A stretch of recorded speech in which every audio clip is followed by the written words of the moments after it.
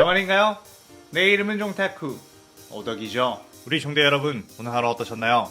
오늘은 인기 애니메이션 귀멸의 칼날의 대부분의 주요 캐릭터가 러브라인에 성공한다면 어땠을지에 대한 가상 시나리오 3부입니다. 이 영상에는 치명적인 스포일러와 개인적인 견해가 있으니 그 점 명심하시길 바랍니다. 大丈夫ですか? 그럼 시작해볼까요?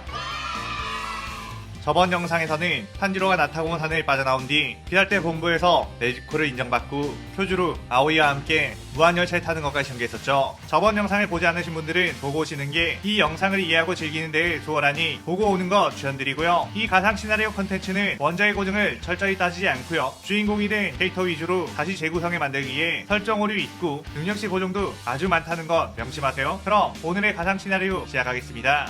쿄주로에게 목이 맨 엠무. 하지만 엠무는 미리 열차와 융합한 상태로 있었기 때문에 몸이 소멸하지 않았고 역시 내가 반한 남자 라고 하며 열차 안으로 스며들어간 뒤 촉수를 뻗어 쿄주로의 몸을 덧치하려고 했죠. 하지만 쿄주로는 이런 징그러운 녀석이라고 하며 그 촉수를 갈갈이 베어버렸고 엠무는 그렇게도 내가 싫어? 라며 시련의 충격에 열차를 그대로 탈선시켜 엎어버렸습니다. 그 여파로 인해 승객들은 자다가 고꾸라져 다치게 되었고 쿄주로는 열차에서 엠무의 공격이 더 이상 오지 않았기에 일단 승객들을 지켜야 한다며 승객들을 구출하기 시작했죠. 아오이는 나비저택의 의료시설에서 간호사로 활동하고 있었기에 이번 기회에 쿄주로에게 멋진 모습을 보여줄 수 있겠다는 생각을 했고 혼신을 다해 다친 사람들을 간호했습니다. 그렇게 사람들을 한참 간호하던 아오이는 쿄주로가 자신을 지켜보고 있지 않을까 슬쩍 봐왔는데 쿄주로는 자신에게 관심도 없이 어떤 다른 곳을 응시하고 있어 서운한 마음이 들었죠. 그런데 쿄주로가 바라본 쪽에는 눈에 상현산 표식이 있는 아카자가 걸어오고 있었고 쿄주로는 지금껏 만나본 적 없는 강한 오니를 만났다며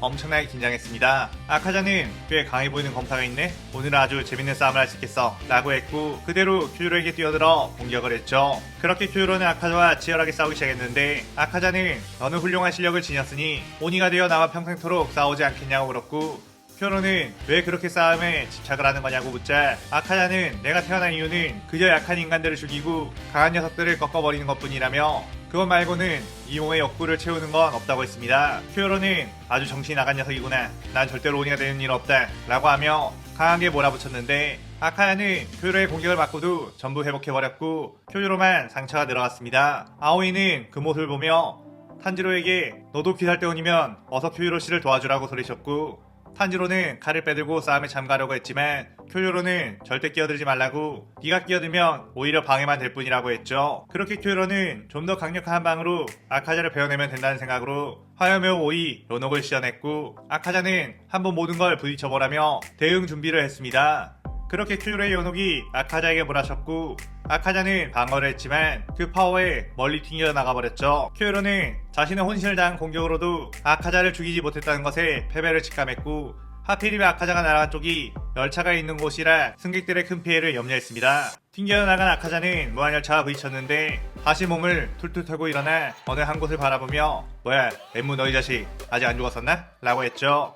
그러자 엠무는 하하 어쩌다 보니 살아있네요. 그럼 저는 이만 이라고 하며 안쓰러워하기 시작했습니다. 엠무는 예전에 아카자에게 반해 그에게 작업을 걸고 죽은된 적이 있었는데 그때 화가 난 아카자는 엠무를 비오는 날 먼지 나도록 때렸고 다시 한번 내 눈에 띄면 그땐 죽여버리겠다고 했기에 그때부터 엠무는 아카자를 피해 다녔었죠. 아카자는 일단 다시 쿄주로를 마무리 짓기 위해 그쪽으로 뛰어가려는데 누군가가 아카자의 팔을 붙잡고 놔주지 않았습니다. 그녀는 바로 아오이. 아오이는 절대로 쿄주로님을 죽이게 할 수 없어 라고 하며 버텼고 아카자는 저리 꺼져라 라고 하며 팔을 뿌리치려고 했지만 그게 잘 되지 않았죠. 왜냐하면 강하게 뿌리쳤다가 아오이가 죽을 수도 있다는 생각에 일부러 힘을 쓰지 못한 것이었습니다. 아카자는 어째선지 인간 여자를 죽이면 안 된다는 생각이 항상 들었었기에 여자를 다치게 하거나 하는 것도 찝찝했죠. 그래서 아카자는 조심스럽게 아오이의 팔을 자신에게서 떼어냈는데 이번에는 다른 어떤 누군가가 아카자의 팔을 붙잡았습니다. 그녀는 아카자에게 하쿠지씨? 라고 말했고 아카자는 그녀를 보자마자 엄청난 현기증이 일어나게 되었죠. 그래서 아카자는 그녀에게 넌 뭐냐? 난 널 모른다 라고 했는데 그녀는 저도 당신을 처음 봐요. 하지만 왠지 오래전부터 알고 지냈던 것 같은 사람 꿈속에 자주 나온 그 남자가 떠올라요 라고 했습니다. 아카자는 그녀를 바라볼수록 안개 속에 있는 누군가가 떠오르는 듯 했고 그녀가 당신 하쿠지씨가 아닌가요? 라고 묻자 아카자는 잊고 있던 인간 시절의 기억이 돌아오기 시작했죠. 아카자의 인간 시절의 이름은 하쿠지. 그는 아주 처절했던 삶을 살았는데 병든 아빠를 위해 도둑질을 하며 살다가 아빠가 그런 하쿠지를 새롭게 살게 하기 위해 스스로 목숨을 끊는 선택을 해버렸습니다. 그 이후 하쿠지는 세상을 원망하며 방황하고 살았는데 케이조라는 사람에게 구원받고 그의 집에서 몸이 아픈 코유키를 간호하며 살다가 사랑도 함께 짝트게 되었죠. 그렇게 세월이 지나 하쿠지와 코유키는 결혼을 약속하게 되었고 하쿠지에게 행복한 날만 다가올 줄 알았지만 이웃 도장 사람들이 우물에 독을 풀어버려 코유키와 케이조가 그 물을 마시고 죽게 되었습니다. 하쿠지는 죽어가는 코유키를 붙잡고 울부짖었는데 코유키는 이번 생에는 당신이 저를 먼저 찾아왔지만 다음 생에는 꼭 제가 먼저 당신을 찾을게요 라고 하며 눈을 감았죠. 그 후 오니가 된 하쿠지는 사랑하는 여자를 지키지 못했다는 트라우마로 모든 기억을 잊게 되었지만 여자를 죽이면 안 된다는 생각은 강하게 남아있었던 거였습니다. 아카자는 그녀에게 넌 코유키? 아니야, 코유키는 예전에 분명히 죽었는데 라고 했죠. 그녀는 제 이름은 공교롭게도 코유키가 맞는데 예전부터 자꾸 만난 적 없는 하쿠지라는 사람을 꿈에서 봤고 이 열차에 탔을 때도 당신의 꿈을 꾸었다고 했습니다. 그러면서 코유키는 아카자에게 이번에는 제가 먼저 당신을 찾아낸 거 맞죠? 라고 말했고 아카자는 그 말에 눈물을 펑펑 흘리며 그녀를 껴안았죠. 그러다가 아카자는 코유키의 몸이 붕대로 감겨있는 것을 보고서 어디 다친 것이냐고 물었고 코유키는 열차가 갑자기 엎어져서 좀 다쳤는데 저 칼든 검사님과 저 여자분이 저를 구해주고 치료해줬다며 그러니 이들과 싸우지 않았으면 좋겠다고 했습니다. 그때 인간들을 아카자로부터 구하기 위해 뛰어온 교조로 다시 전투태세를 잡고 그녀를 놓아줘라 라고 소리쳤죠.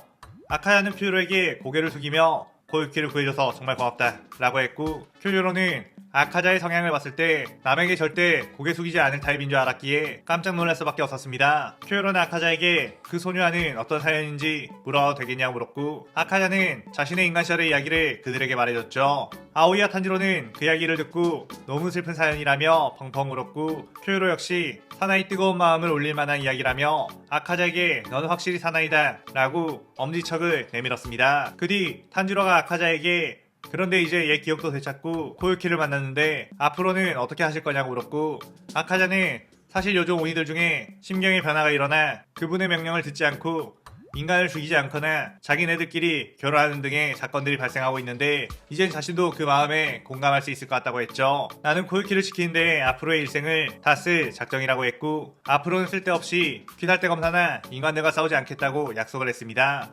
탄지로는 안도하며 아카자에게 그럼 혹시 피를 좀 나눠주실 수 있느냐고 부탁을 했고 아카자는 자신의 팔목을 손톱으로 베어 피를 나눠줬죠. 코유키는 아카자에게 아프지 않느냐고 걱정했고 아카자는 이 정도는 아무것도 아니라며 공냥거리기 시작했습니다. 그렇게 무한열차 임무가 끝난 뒤 탄지로는 그 다음 임무를 받게 되었는데 그것은 바로 유곽에 숨어있는 오니를 찾다가 행방불명이 된 탱겐의 아이들을 찾는 것. 그 임무로 카나와 탄지로, 네이코가 투입되게 되었고 탄지로와 네이코는 유곽의 직원으로 잠입해 정보를 모으기 시작했죠. 그러던 중 탄지로는 자신이 일하는 유곽의 오이란인 와라비메가 뭔가 수상하다는 걸 알게 되었고 그녀가 온이라는 증거를 확실히 잡기 위해 그녀가 있는 방으로 쓱 잠입했습니다. 그런데 와라비메가 있는 방으로 어떤 남자 한 명이 저벅저벅 걸어왔고 탄지로는 그와 스쳐 지나가는 것만으로도 숨이 막혀오는 공포를 느끼게 되었죠. 그는 인간의 모습을 하고 있었지만 분명히 강력한 온이 이전에 만났던 상해삼 아카자보다도 더 위험하고 강한 온이라는 걸 알아챘습니다. 그 남자는 와라비메가 있는 방으로 들어가게 되었고 와라비메는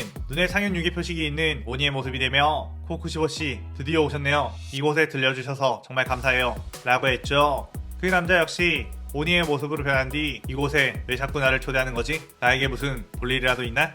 라고 물었습니다. 타키는 아니 그냥 제가 상인이 된 지도 꽤 오래되었는데 저희 사이가 꽤 서먹서먹하다 보니 친해지고 싶어서요 라고 했죠. 타키는 오빠 규타로와 함께 오니가 된 후 이 유곽에서 아름다움의 상징으로 힘을 키우고 있었는데 그동안 모든 남자들은 자신의 미모를 보고 한눈에 반해 정신을 못 차리는 모습을 보여줬었습니다.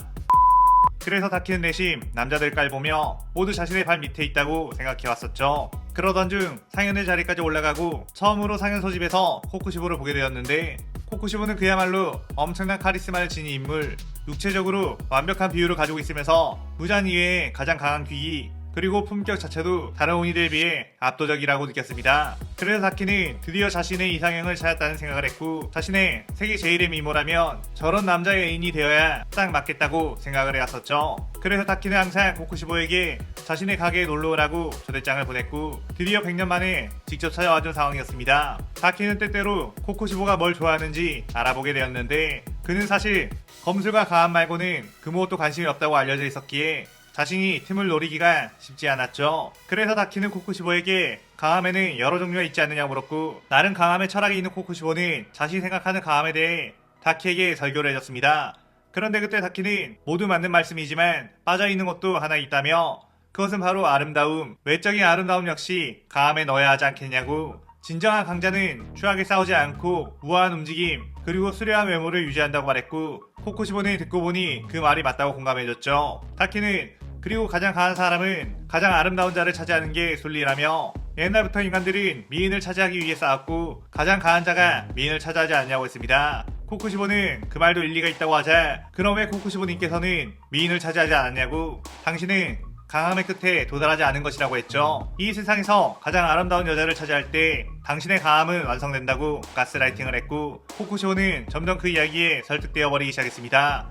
그러다가 코쿠시보는 슥 방 너머를 바라보며, 그런데 여기엔 쥐새끼가 하나 있는 것 같구나 라고 했고, 그 이야기를 들은 탄지로는 들켰다는 생각에 식은땀이 흘렀습니다. 한편 탱겐의 아내를 찾고 있던 카나오는 자신의 뛰어난 시력으로 건물에 이상한 통로가 있다는 것을 발견했고, 그것을 음주 탱겐에게 말해 그와 함께 그곳에 들어가 보니 오비에 묶여있는 탱겐 아내 3명을 볼 수 있었죠. 탱겐은 곧바로 그들을 풀어주고 이게 어떻게 된 일이냐고, 비살대 첩자인 거 들킨 거냐고 물었습니다. 탱겐의 아내들은 이곳에 있는 오인을 상인육에 오니 자신들은 분명 피아나의 그녀의 뒤를 캤는데 도대체 어떻게 우리 정체를 알게 된 건지 도통 모르겠다고 했죠. 사실 그도 그럴 것이, 다키는 탱겐의 아이들이 비살대 첩자에서 잡아가던 것이 아닌 예뻐서 잡아가둬 놓은 것.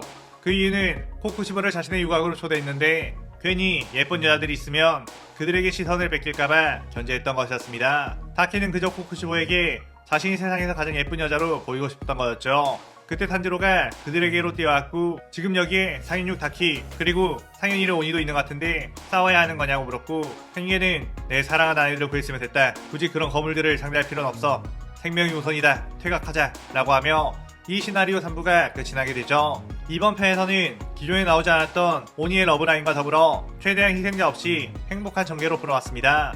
오늘의 가상 시나리오에 대한 감상평 많이 남기시고 다음 시나리오 4부도 많은 기대 부탁드려요.